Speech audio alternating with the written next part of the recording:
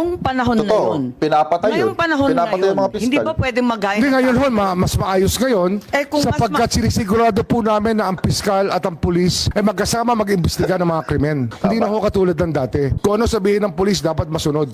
Kung mas maayos ngayon, ba't hindi na lang magpila ng kaso dito sa Pilipinas? Maayos na pala eh. Nag-iba na. Hindi ko May kaso na sa pwedeng ICC. tanungin yun sa mga nagdemanda sa ICC. Correct. Hindi naman po namin hawak yung mga taong yun eh. Favorite kita ngayon, Segboy, promise. O yung mga dalawang Duterteng panatiko pakinggan nyo maigi to Noong panahon kasi ni Rodrigo Duterte, hindi umaabot sa korte ang mga kaso. Yun ho yung failure ng justice system. Tumatakbo ang korte, pero yung mga kaso, hindi umaabot sa korte. Meron kang biktima, meron kang korte. Pero meron ka pang dalawang steps na kulang. Si police at si DOJ. O paano gagawin mo ngayon kay DOJ? At sino po ang DOJ secretary noong panahon ni Rodrigo Duterte? Si ngayon, Solgen Bernardo Guevara.